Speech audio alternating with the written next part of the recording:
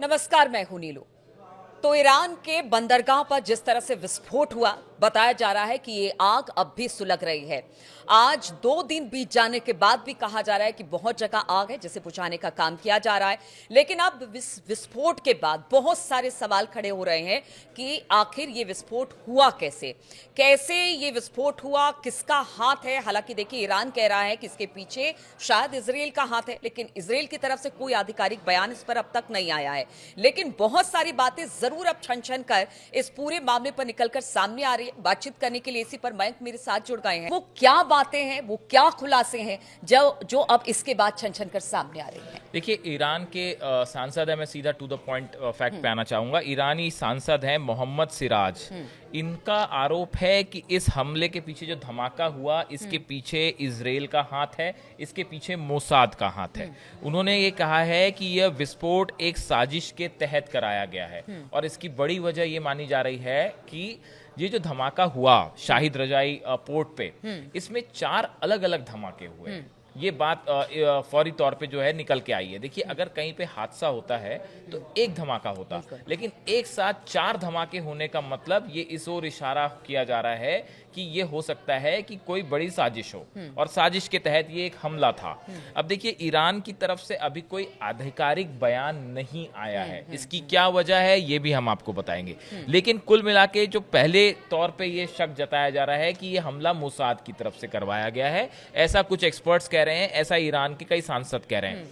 अब सवाल ये है, जो समझने की बात है वो ये कि आखिर ये हमला करवाया क्यों गया। अगर ये हमला है, हम मान लेते हैं, अगर ये मान लिया जाए कि हमला था और इजराइल की तरफ से या मोसाद की तरफ से या किसी और की तरफ से भी करवाया गया, ओमान में बातचीत हो रही है और उसी समय बातचीत के बीच में जब अब्बास अरागची ओमान में है, विटकॉफ के साथ चर्चा हो रही है, एक्सपर्ट टॉक हो रही है, उसके बीच अगर ये हमला होता है तो ये हमला क्यों किया गया, समझने की। देखिए, आप समझिए इस बात को। पहली वजह जो मानी जा रही है एक्सपर्ट, कि कोई ये चाहता है कि ईरान और अमेरिका के बीच परमाणु डील ना हो, इस डील को डिरेल करने के लिए ये अटैक करवाया गया है। ये ईरान को भड़काने की साजिश थी। ये कोशिश है कि ईरान और अमेरिका के बीच डील ना हो, क्योंकि अगर ईरान और अमेरिका के बीच डील हो जाती है तो ये एक बहुत बड़ी ईरान की जीत होगी। बात नंबर 1। बात नंबर 2, आप समझिए कि अभी तक अमेरिका और ईरान के बीच जो बातचीत हुई है, 3 दौर की बातचीत, उन तीनों दौर की बातचीत में ईरान जो है वो भारी पड़ता दिखाई दे रहा है। ईरान किसी के भी दबाव में नहीं आया। ईरान ने अपनी शर्तों को बिना झिझक के अपनी सामने रखा है टॉक्स में। ईरान की तरफ से साफ कहा गया कि हम अपने सिविल न्यूक्लियर प्रोग्राम को नहीं रोकेंगे। साथ ही ये भी कहा गया कि हम इंस्पेक्शन के लिए किसी बाहरी एजेंसी को नहीं बुलाएंगे, सिर्फ IAEA ही इंस्पेक्शन कर सकता है। साथ ही इस तरह की जो बातें थी कि ईरान की न्यूक्लियर फैसिलिटी को हटा दिया जाएगा या उसको उड़ा दिया जाएगा, इस तरह की डिसमेंटल कर दिया जाएगा, इस तरह की कोई बात तीनों दौर की बातचीत में नहीं हुई है। बहुत सकारात्मक तरीके से बातचीत आगे बढ़ी थी, बड़ी शांतिपूर्ण बिल्कुल। तरीके से तो ऐसे समय में ये माना जा रहा है, कुछ डिप्लोमेट्स और एक्सपर्ट्स से मान रहे हैं कि इस बातचीत को डिरेल करने के लिए ये धमाका करवाया गया, ऐसा कुछ लोगों का मानना है। बात नंबर 1। बात नंबर 2, समझिए कि ये धमाका जिस जगह पर हुआ है, शाहिद रजाई पोर्ट पर, यहाँ से ईरान का बहुत बड़ा एक्सपोर्ट होता है। ऑयल एक्सपोर्ट, बहुत बड़ा बंदरगाह, पेट्रोकेमिकल्स यहाँ से एक्सपोर्ट होते हैं। लेकिन जो एक बात निकल के सामने आ रही है कि ये जो विस्फोट हुए, ये सोडियम पर क्लोरेट, ये मटेरियल था जिसमें विस्फोट हुए हैं और ऐसा माना जाता है कि ये वो मटेरियल है जिसका इस्तेमाल मिसाइल के ठोस ईंधन बनाने में किया जाता है। अच्छा, मतलब बहुत घातक। ये एक्सपर्ट ऐसा बता रहे हैं कि ये इतने बड़े स्केल पे जो ब्लास्ट हुआ, उसकी वजह ये थी कि जो धमाके हुए हैं वो उस मटेरियल में हुए हैं जिससे मिसाइल्स बनाई जाती है। इसमें कोई शक नहीं है कि ईरान तेजी से अपने मिसाइल कार्यक्रम को आगे बढ़ा रहा है, ऐसा कहा जा रहा है। ऐसा कुछ एक्सपर्ट्स मानते हैं कि ये जो सोडियम परक्लोरेट मटेरियल था जिसमें ये जिसकी वजह से धमाके हुए, ये ठोस ईंधन बनाया जाता है मिसाइल का।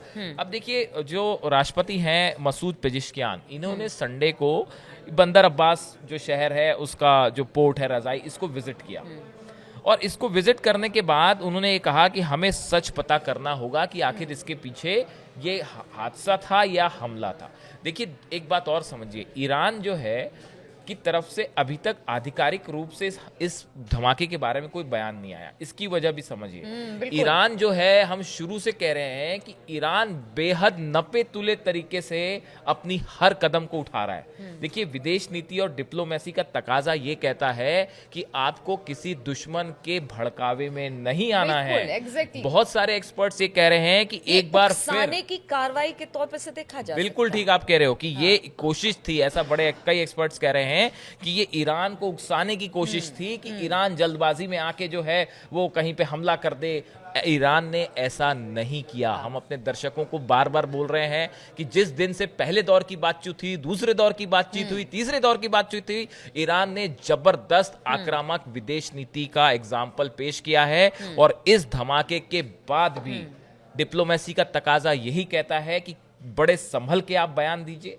जो करना है वो तो ईरान करेगा ही, इसमें गलतफहमी मत रहिए। अगर देखिए, अगर ये हमला है तो ईरान जब चाहे तब जवाब दे सकता है। एक बात ये भी है बैंक, क्योंकि इतना बड़ा हमला होता है तो जिस तरह से आप डिप्लोमेसी की बात करते हैं उसमें ये है कि जब तक आपके पास सबूत नहीं है, जब तक पुख्ता चीजें आप इकट्ठा नहीं कर लेते हो, और खास तौर पर जब एक तरफ बातचीत चल रही हो अमेरिका जैसे देश के साथ परमाणु समझौते को लेकर, तब तक ईरान कोई कदम नहीं उठाएगा, यह हम मान के चले। बिल्कुल, देखिए, ईरान की तरफ से दोनों तरह की तैयारियां हैं। बार बार कह रहे हैं आपकी, ईरान की मिसाइल्स रेडी मोड में है, वॉरशिप्स रेडी मोड में है, सेना रेडी मोड में है। IRGC को जब चाहे खामेनेई अगर एक्शन का आदेश देते हैं वो तुरंत एक्शन के लिए तैयार है।